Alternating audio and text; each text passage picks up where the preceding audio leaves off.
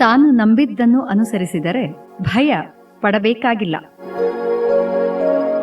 ತರಬೇತಿಯ ಸಮಯದಲ್ಲಿ ನನಗೆ ಪೊಲೀಸ್ ಅಕಾಡೆಮಿಯ ಮೆಸ್ ಅನ್ನು ನಡೆಸುವ ಅವಕಾಶವೂ ಬಂದದ್ದು ನನಗೆ ನಾಯಕತ್ವದ ಹಲವಾರು ಮಜಲುಗಳನ್ನು ಕಲಿಸಿತು. ಮೆಸ್ ಎಂದರೆ ಹಿರಿಯ ಅಧಿಕಾರಿಗಳು ತಂಗುವ ಹಾಗೂ ಊಟ ಮಾಡುವ ಜಾಗವಲ್ಲದೆ ಅಧಿಕಾರಿಗಳು ಹಾಗೂ ಅವರ ಕುಟುಂಬಗಳು ಸಾಮಾಜಿಕವಾಗಿ ಕಾಲಕಾಲಕ್ಕೆ ಭೇಟಿ ಮಾಡುವ ಸ್ಥಳವಾಗಿತ್ತು.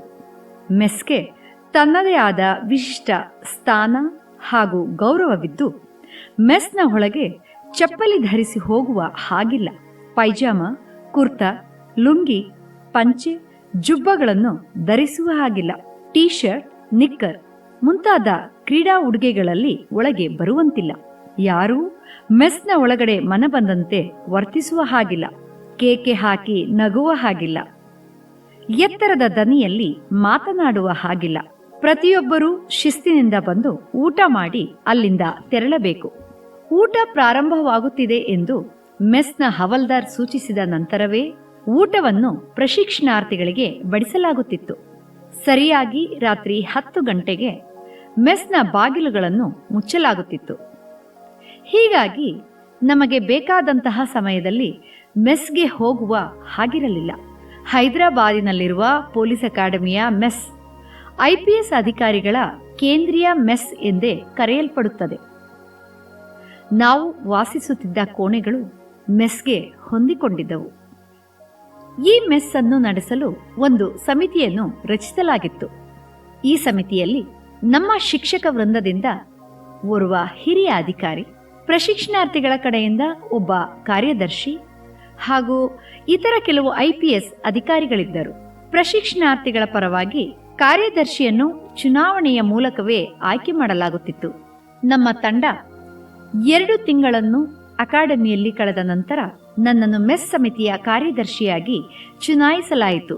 ನಾಯಕನಾದವನು ಒಂದು ನಿರ್ದಿಷ್ಟ ಗುರಿಯೊಂದನ್ನು ಹೊಂದಿರಬೇಕು ಎಂದು ಅರಿತಿದ್ದ ನಾನು ಮೆಸ್ ನಡೆಸಲು ಪ್ರಾರಂಭ ಮಾಡಿದಾಗ ನನ್ನ ಸಹಪಾಠಿಗಳ ಸಲಹೆ ಸೂಚನೆಗಳನ್ನು ಕೇಳಿ ಆ ನಂತರ ನನ್ನ ಗುರಿ ಏನಿರಬೇಕು ಎನ್ನುವುದನ್ನು ನಿರ್ಧರಿಸಿದ್ದೆ. ಕೆಲವರು ತಮಗೆ ಪ್ರತಿದಿನವೂ ಮಾಂಸಾಹಾರವನ್ನು ನೀಡಬೇಕೆಂದು ಕೇಳಿದರು. ಮತ್ತೆ ಕೆಲವರು ತಿಂಗಳ ಮೆಸ್ ಬಿಲ್ ಕಡಿಮೆಯಾಗಿರಬೇಕೆಂದು ಇಚ್ಛಿಸಿದರು. ಇನ್ನೂ ಕೆಲವರು ತಮಗೆ ಪ್ರತಿದಿನ ಪೌಷ್ಟಿಕ ಆಹಾರವನ್ನು ಕೊಡಬೇಕೆಂದು ಕೇಳಿದರು. ಮತ್ತೆ ಕೆಲವರು ಸಂಜೆ ಚಹಾದ ವೇಳೆ ಕರಿದ ತಿಂಡಿ ತಿನಿಸುಗಳನ್ನು ಕೊಡಬೇಕೆಂದು ತಿಳಿಸಿದರು. 100 ಜನ ಪ್ರಶಿಕ್ಷಣಾರ್ಥಿಗಳಲ್ಲಿ ಮಾಂಸಾಹಾರ ತಿನ್ನುವವರು 60 ಜನರಿದ್ದರೆ ಇನ್ನುಳಿದ 40 ಜನರು ಶಾಕಾಹಾರಿಗಳಾಗಿದ್ದರು. ಒಂದು ವೇಳೆ ಮಾಂಸಾಹಾರಿಗಳ ಬಯಕೆಗೆ ಸ್ಪಂದಿಸಿದರೆ ಶಾಕಾಹಾರಿಗಳ ಪಾಡೇನು ಎಂದು ನನಗೆ ಚಿಂತೆಯಾಯಿತು. ಆ ಬಗ್ಗೆ ಶಾಕಾಹಾರಿಗಳ ಸಲಹೆಯನ್ನು ಕೇಳಿದಾಗ ಮಾಂಸಾಹಾರಕ್ಕೆ ತಕ್ಕಂತಹ ಪೌಷ್ಟಿಕ ಆಹಾರವನ್ನು ಒದಗಿಸಬೇಕು ಎಂದರು. ಮಧ್ಯಮ ಮಾರ್ಗವಾಗಿ ನಾನು ವಾರಕ್ಕೆ 4 ದಿನ ಮಾಂಸಾಹಾರವನ್ನು ಕೊಡಲು ನಿರ್ಧರಿಸಿ ಆ ದಿನಗಳಂದು ಶಾಕಾಹಾರಿಗಳಿಗೆ ಹೆಚ್ಚಿನ ವಿಟಮಿನ್, ಪ್ರೋಟೀನ್ ಇರುವಂತಹ ಆಹಾರವನ್ನು ಕೊಡಬೇಕೆಂದು ಹಾಲು, ಮೊಸರು, ಚೀಸ್, ಸೋಯಾಬೀನ್ ಮತ್ತು ಹೆಚ್ಚಿನ ತರಕಾರಿಗಳನ್ನು ಕೊಡುವ ವ್ಯವಸ್ಥೆ ಮಾಡಿದೆ. ಹಲವಾರು ಪ್ರಶಿಕ್ಷಣಾರ್ಥಿಗಳು ಕಡಿಮೆ ಬೆಲೆಯಲ್ಲಿ ಉತ್ತಮ ಗುಣಮಟ್ಟದ ಆಹಾರವನ್ನು ಕೊಡಬೇಕೆಂದು ಅಪೇಕ್ಷಿಸಿದ್ದರಿಂದ ಅದೇ ನನ್ನ 2ನೆಯ ಗುರಿಯಾಯಿತು. ನಾನು ಮಾರುಕಟ್ಟೆಗೆ ಹೋಗಿ ಸಗಟು ವ್ಯಾಪಾರಿಗಳನ್ನು ಭೇಟಿಯಾಗಿ ಪ್ರತಿ ತಿಂಗಳು ನಮ್ಮ ಮೆಸ್ಗೆ ಹೋಲ್ಸೇಲ್ ಬೆಲೆಯಲ್ಲಿ ಮಾಂಸ, ಕೋಳಿ, ಮೀನು, ಮೊಟ್ಟೆ, ತರಕಾರಿ, ಹಾಲು, ಮೊಸರು ಇತ್ಯಾದಿಗಳನ್ನು ಸರಬರಾಜು ಮಾಡಲು ಟೆಂಡರ್ ಮಾಡಿಕೊಂಡು ಪ್ರತಿದಿನವೂ ಒಳ್ಳೆಯ ಆಹಾರ ಸಿಗುವಂತೆ ಏರ್ಪಾಟು ಮಾಡಿದೆ. ನಾನೇ ಖುದ್ದಾಗಿ ಅಂಗಡಿ ಮಾಲೀಕರ ಜೊತೆ ವ್ಯವಹಾರ ಮಾಡಿದಾಗ ಅವರಿಗೆ ಕಮಿಷನ್ ಇಲ್ಲದೆ ನೇರವಾಗಿ ಸರಬರಾಜಾಗುವ ಸಂದರ್ಭ ಬಂದು ಕಡಿಮೆ ಬೆಲೆಗೆ ವಸ್ತುಗಳನ್ನು ಕೊಡಲು ಒಪ್ಪಿದರು. ಇದಲ್ಲದೆ ಮಾರುಕಟ್ಟೆಯಿಂದ ಪೊಲೀಸ್ ಮೆಸ್ಗೆ ಆಹಾರ ಬಂದ ಕೂಡಲೇ ಅದರ ಗುಣಮಟ್ಟ ಹೇಗಿದೆ ಎಂದು ಪರೀಕ್ಷಿಸಲು ವಿದ್ಯಾರ್ಥಿಗಳ ಒಂದು ತಂಡವನ್ನು ರಚಿಸಿದೆ. ಈ ತಂಡ ಪ್ರತಿದಿನವೂ ಮೆಸ್ಗೆ ಸರಬರಾಜಾಗುತ್ತಿರುವ ವಸ್ತುಗಳ ಗುಣಮಟ್ಟವನ್ನು ಪರೀಕ್ಷಿಸಿ ಗುಣಮಟ್ಟ ಸರಿಯಿಲ್ಲದಿದ್ದರೆ ಅವನ್ನು ಅಂಗಡಿಗೆ ವಾಪಸ್ಸು ಕಳಿಸುತ್ತಿದ್ದರು. ಆಹಾರ ಪದಾರ್ಥಗಳ ಬಳಕೆಯಲ್ಲಿಯೂ ನಾನು ಹದ್ದಿನ ಕಣ್ಣಿಟ್ಟಿದ್ದೆ. 100 ಜನ ಪ್ರಶಿಕ್ಷಣಾರ್ಥಿಗಳಿಗೆ ಒಂದು ದಿನಕ್ಕೆ ಎಷ್ಟು ಅಕ್ಕಿ ಬೇಕಾಗುತ್ತದೆ, ಎಷ್ಟು ಗೋಧಿ ಹಿಟ್ಟು ಬೇಕಾಗುತ್ತದೆ, ಎಷ್ಟು ಎಣ್ಣೆ ಬೇಕಾಗುತ್ತದೆ ಎನ್ನುವುದರ ಬಗ್ಗೆ ನಾನು ಗಮನ ಹರಿಸಿ ಮೆಸ್ನ ಉಗ್ರಾಣದಿಂದ ಪ್ರತಿದಿನದ ಅಡುಗೆಗೆ ಎಷ್ಟು ಪ್ರಮಾಣದ ವಸ್ತುಗಳು ಬೇಕಾಗುತ್ತದೆಯೋ ಅಷ್ಟನ್ನು ಮಾತ್ರ ತೆಗೆದುಕೊಳ್ಳಲು ಪರವಾನಗಿ ಕೊಟ್ಟಿದ್ದೆ. ಉಗ್ರಾಣದಲ್ಲಿರುವ ವಸ್ತುಗಳು ಕಳ್ಳತನ, ಹುಳು ಹುಪ್ಪಟೆ, ಇಲಿಗಳಿಂದ ಪೋಲಾಗದಂತೆ ಎಚ್ಚರಿಕೆ ವಹಿಸಿದೆ. ಈ ಕಾರಣದಿಂದ ದಿನಸಿ ಬಳಕೆ 10% ಕಡಿಮೆಯಾಯಿತು.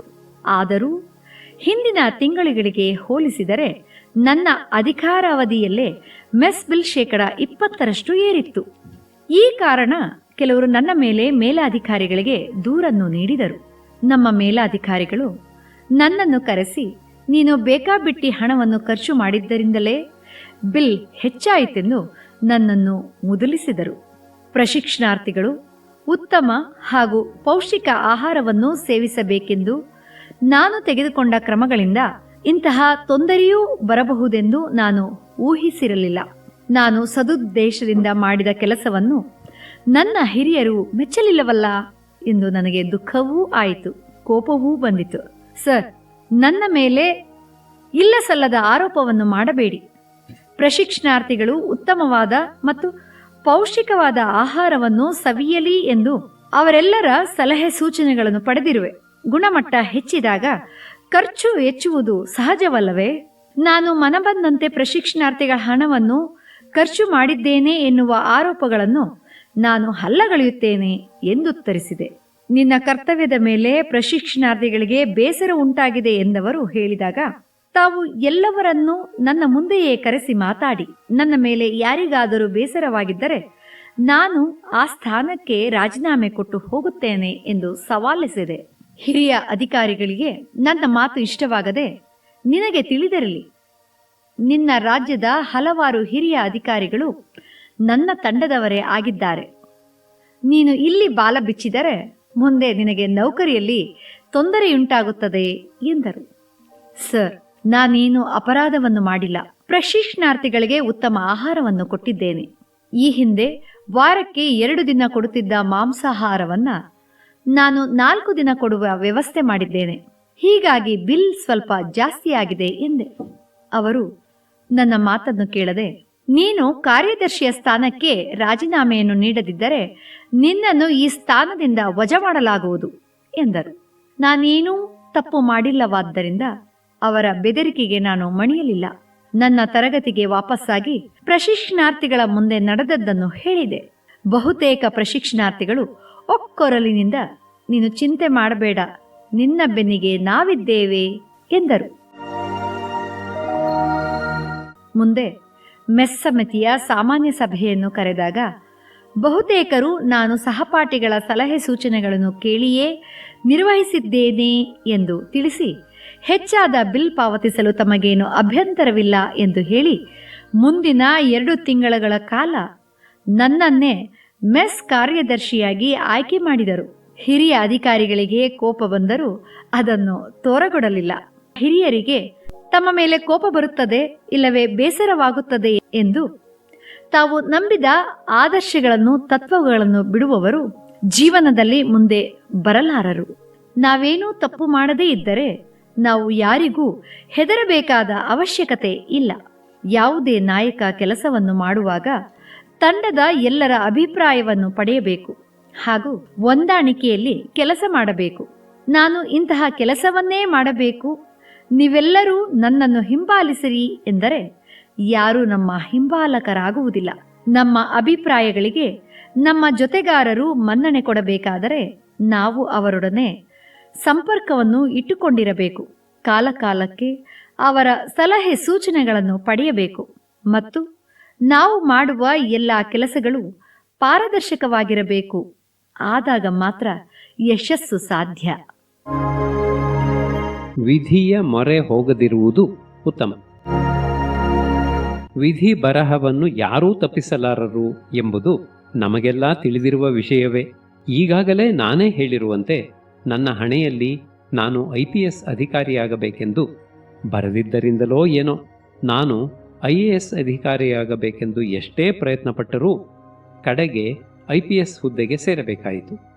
ಆದರೆ ವಿಧಿ ಬರಹ ಇದ್ದ ಹಾಗೆಯೇ ಆಗಲಿ ಎಂದು ನಾವು ಮಾಡುವ ಪ್ರಯತ್ನ ಹಾಗೂ ಕೆಲಸವನ್ನು ನಾವು ಮಾಡದೇ ಕುಳಿತರೆ ನಾವು ಯಾವ ಗುರಿಯನ್ನೂ ಸಾಧಿಸಲು ಆಗುವುದೇ ಇಲ್ಲ. ವಿಧಿ ಬರಹವೇನು ಎಂಬುದು ನಮಗೆ ತಿಳಿದಿರುವುದಿಲ್ಲ. ಆದರೆ ನಮ್ಮ ಏಳಿಗೆಗಾಗಿ, ನಮ್ಮ ಉನ್ನತಿಗಾಗಿ, ನಮ್ಮ ಖುಷಿಗಾಗಿ ನಮಗೆ ನಾವು ಏನನ್ನು ಸಾಧಿಸಬೇಕೆಂಬ ಅಪೇಕ್ಷೆ ಇದೆಯೋ ಆ ಗುರಿಯನ್ನು ನಾವು ತಲುಪಲು ಶತಪ್ರಯತ್ನವನ್ನು ಮಾಡಲೇಬೇಕು. ವಿಧಿ ಬರಹವಿದ್ದ ಹಾಗೆ ಆಗಲಿ ಎಂದು ಮನುಷ್ಯ ಪ್ರಯತ್ನವನ್ನು ಮಾಡದೇ ಹೋದರೆ ಏನನ್ನೂ ಸಾಧಿಸಲು ಆಗುವುದಿಲ್ಲ. ನಾನು ಸಣ್ಣವನಾಗಿದ್ದಾಗ ನಮ್ಮ ತಂದೆ ನನಗೆ ಒಂದು ಪದ್ಯವನ್ನು ಕಲಿಸಿಕೊಟ್ಟಿದ್ದರು.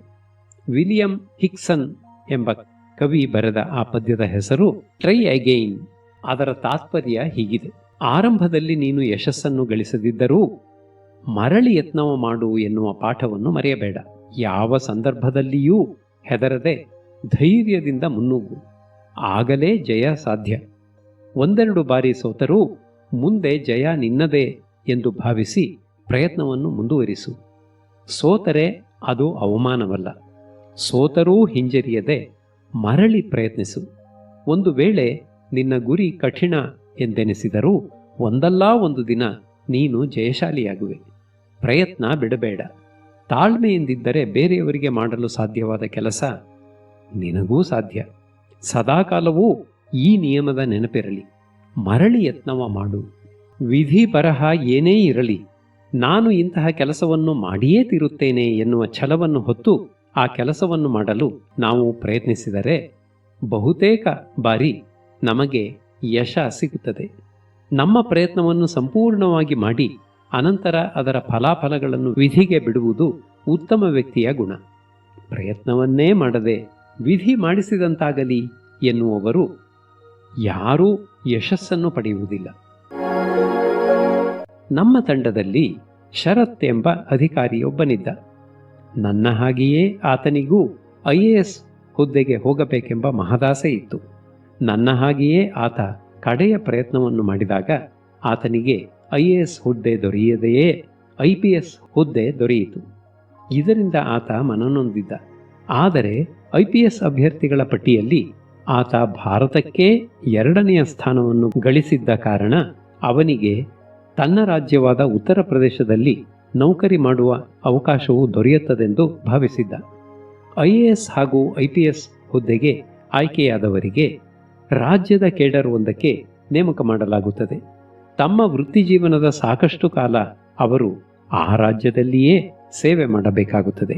ಸಾಮಾನ್ಯವಾಗಿ ಪ್ರತಿಯೊಬ್ಬ ಅಧಿಕಾರಿಗೂ ತಾನು ಹುಟ್ಟಿ ಬೆಳೆದ ರಾಜ್ಯದಲ್ಲಿಯೇ ಸೇವೆ ಸಲ್ಲಿಸಬೇಕು ಎಂಬ ಹಂಬಲವಿರುತ್ತದೆ.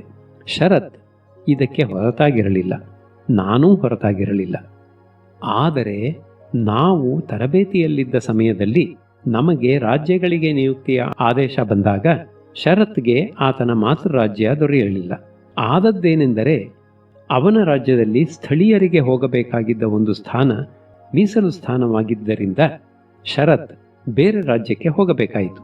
ತಾನು ಭಾರತಕ್ಕೆ 2ನೆಯ ರ್ಯಾಂಕ್ ಗಳಿಸಿದ್ದರಿಂದ ತಾನು ಸ್ವಾಭಾವಿಕವಾಗಿ ತನ್ನ ಮಾತೃರಾಜ್ಯಕ್ಕೆ ಹೋಗುತ್ತೇನೆ ಎಂದು ಲೆಕ್ಕ ಹಾಕಿದ್ದ ಅವನಿಗೆ ಆಘಾತವಾಯಿತು. ನನಗೆ ಹಾಗಾಗಲಿಲ್ಲ.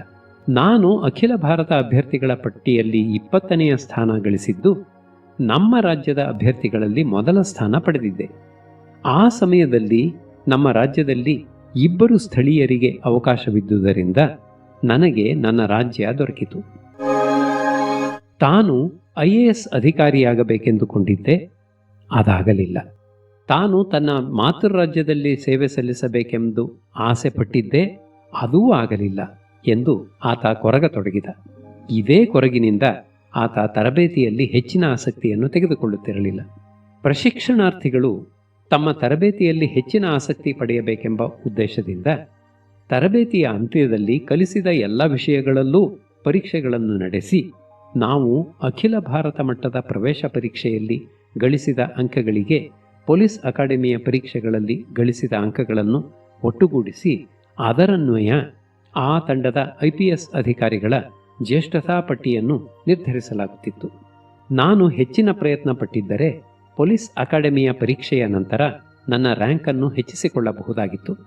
ಆದರೆ ಹಾಗಾಗಲಿಲ್ಲ. ಈಗಾಗಲೇ ಹೇಳಿದಂತೆ ನನಗೆ ಕುದುರೆ ಸವಾರಿಯ ಭಯವಿದ್ದುದರಿಂದ ಕುದುರೆ ಸವಾರಿಯ ಪರೀಕ್ಷೆಯ ಸಮಯದಲ್ಲಿ ನಾನು ಕುದುರೆಯಿಂದ ಕೆಳಗೆ ಬಿದ್ದು ಪೆಟ್ಟು ಮಾಡಿಕೊಂಡ ಕಾರಣ ಕುದುರೆ ಸವಾರಿಯ ಪರೀಕ್ಷೆಯಲ್ಲಿ ಫೇಲಾದೆ. ಆ ಕಾರಣ ಆ ಪರೀಕ್ಷೆಯ ಗರಿಷ್ಠ ಅಂಕಗಳಾದ 16 ಅಂಕಗಳಿಗೆ ನನಗೆ 0 ಅಂಕ ಬಂದಿತು. ಹೀಗಾಗಿ ಅಂತಿಮ ಅಂಕಪಟ್ಟಿಯಲ್ಲಿ ನನ್ನ ಅಂಕಗಳು ಕಡಿಮೆಯಾದವು. ಆದರೆ ಬೇರೆ ವಿಷಯಗಳಲ್ಲಿ ನನಗೆ ಉತ್ತಮ ಅಂಕಗಳು ಬಂದದ್ದರಿಂದ ಅಧಿಕಾರಿಗಳ ಅಂತಿಮ ಜ್ಯೇಷ್ಠತಾ ಪಟ್ಟಿಯಲ್ಲಿ ನನ್ನ ಸ್ಥಾನ 21ಕ್ಕೆ, ಅಂದರೆ 1 ಸ್ಥಾನ ಕೆಳಗೆ ಇಳಿಯಿತು. ಶರತ್ನ ಸ್ಥಾನ 19ಕ್ಕೆ ಇಳಿದಿತ್ತು. ಮುಂದೆ ನಾವೆಲ್ಲರೂ ನಮಗೆ ಅಲಾಟ್ ಆದ ರಾಜ್ಯಗಳಿಗೆ ಹೋದಾಗ ಶರತ್ ತನಗೆ ಮಾತೃ ರಾಜ್ಯದಲ್ಲಿ ಕೆಲಸ ಮಾಡುವ ಅವಕಾಶ ಸಿಗಲಿಲ್ಲ ಎನ್ನುವ ದುಃಖದಿಂದ ತನ್ನ ಕೆಲಸ ಕಾರ್ಯಗಳಲ್ಲಿ ಹೆಚ್ಚಿನ ಆಸಕ್ತಿಯನ್ನು ತೋರಿಸುವುದನ್ನು ಬಿಟ್ಟ. ಇದೇ ಕಾರಣಕ್ಕಾಗಿಯೇ ಆತ ನಿವೃತ್ತನಾಗುವವರೆಗೂ ನಾವೆಲ್ಲರೂ ಉತ್ತಮ ಹುದ್ದೆಗಳೆಂದು ಯಾವುದನ್ನು ಭಾವಿಸಿರುವೆವೋ ಅದಾವುದೂ ಅವನಿಗೆ ದೊರೆಯಲಿಲ್ಲ. ನನ್ನ ಹಣೆಯ ಬರಹದಲ್ಲಿ ನನಗೆ ನನ್ನ ಮಾತೃ ರಾಜ್ಯಕ್ಕೆ ಹೋಗುವುದು ಬರಲಿಲ್ಲ. ಆದರೆ ನನಗೆ ಇನ್ನೊಂದು ಉತ್ತಮ ರಾಜ್ಯದಲ್ಲಿ ಕೆಲಸ ಮಾಡುವ ಅವಕಾಶ ಸಿಕ್ಕಿದೆ. ಆ ಅವಕಾಶವನ್ನು ನಾನು ಸದುಪಯೋಗಪಡಿಸಿಕೊಳ್ಳುತ್ತೇನೆ.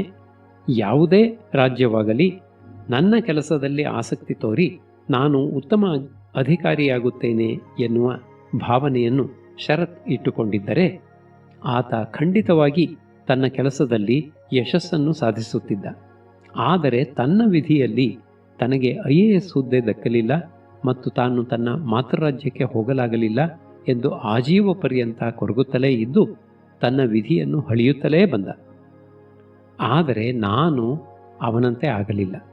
ನನಗೆ ಸರ್ಕಾರ ನೀಡಿದ ಹುದ್ದೆಗಳನ್ನು ನಾನು ಸಂತೋಷವಾಗಿಯೇ ಸ್ವೀಕರಿಸಿ ನನ್ನ ಮನಸ್ಸಿಗೆ ಒಪ್ಪುವಂತೆ ಸೇವೆಯನ್ನು ನಿರ್ವಹಿಸಿ ಸಾಕಷ್ಟು ಸಫಲತೆಯನ್ನು ಕಂಡೆ. ನನಗೆ IAS ಹುದ್ದೆ ದಕ್ಕದಿದ್ದರೂ ನಾನು IAS ಅಧಿಕಾರಿಗಳಿಗೇ ಮೀಸಲಾಗಿರುವಂತಹ ಹಲವಾರು ಹುದ್ದೆಗಳನ್ನು ನಿರ್ವಹಿಸಿದೆ.